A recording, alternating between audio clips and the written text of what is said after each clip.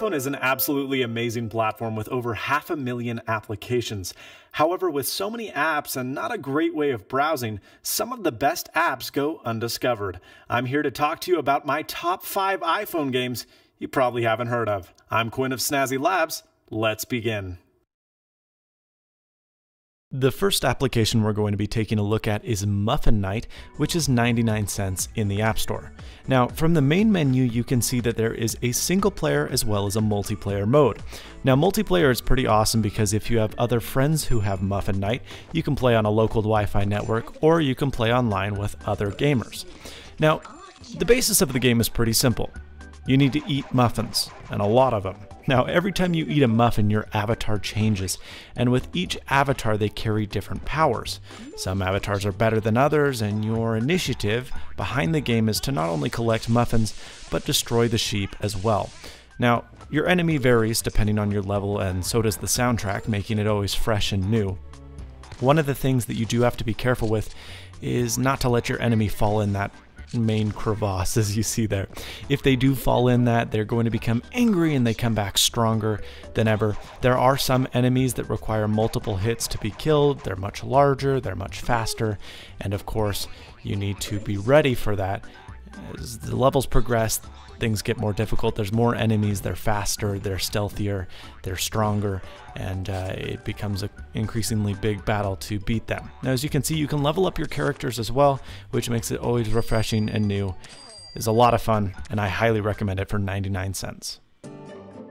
The next app we're going to take a look at has to be my favorite game of all time, and that is called Baguette. Now, although the concept remains the same throughout the entire game, there are a lot of different twists on the game that can totally change the style, making it a lot of fun and having a certainly high replay value.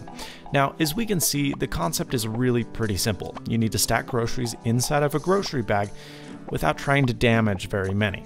Now, there's a lot of different things that you can do in order to stack groceries. There are certain groceries that can hold a certain amount of weight. There are some that don't hold weight very well, like nacho, as we're going to smash right here. And the concept behind the game is you need to stack as many groceries as you can without dropping any or without smashing anything else. So as you can see, we dropped that grocery, it smashed.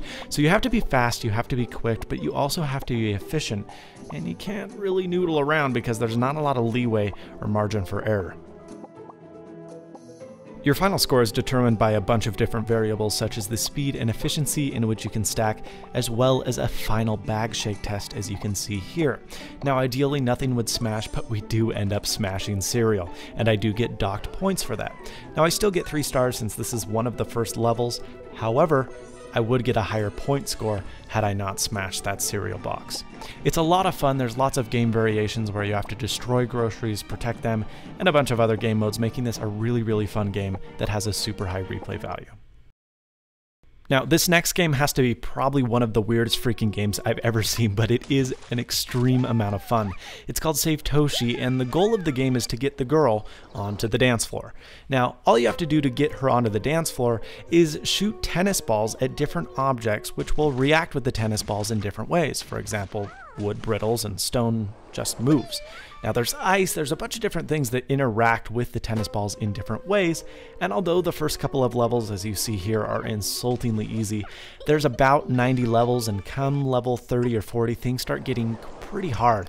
By the last couple levels, you're going to be so infuriated by the difficulty of the game, you're going to want to give up. I did beat this game about a year ago, but it was really hard, and I spent hours doing so. So all in all, well worth $1. It's a lot of fun, and I can highly recommend it. The next game we're going to take a look at is Eliminator 3D, which is also 99 cents. Now, it legitimately dumbfounds me as to why this game is not more popular, because not only is it a lot of fun, but it's also visually appealing. The graphics are pretty intense.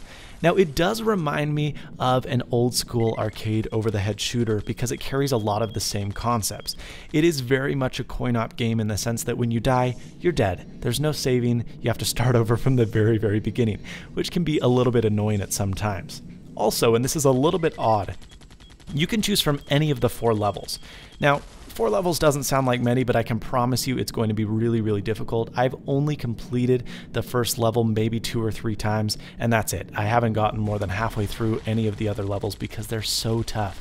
It is a maze, there's lots of opponents, there's lots of shooting, lots of confusion. It's a lot of fun, and I can highly recommend it for 99 cents. Eliminator 3D in the App Store.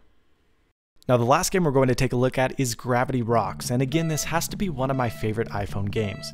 Now the concept behind this is ultra simple, however this has to be one of the most frustrating and challenging arcade games I've ever played. There's only about 25 levels, but it took me literally weeks to get through the game. It was superbly difficult. The concept behind it is pretty simple. You're this little space ball which is limited by several factors such as power, orbits, fuel, and a lot of other things, and the basis of the game is to collect all of the crystals on a particular level and get to the finish without bumping into any of these craters or meteors or lots of other restricting obstacles along the way. It's a lot of fun, however there are a lot of things you need to monitor at one time, making it incredibly difficult to do without dying.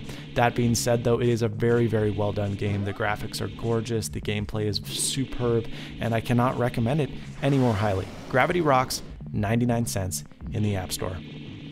Thanks so much for watching this video. I hope some of these games will bring you the enjoyment they have brought to me. They're really, really awesome, and for $5 total, you're going to find yourself weeks, maybe even months of entertainment. If this video was helpful to you, please consider liking and subscribing. Also leave a comment below if you have any questions. Thanks so much for watching, and as always, stay snazzy. See you later, folks.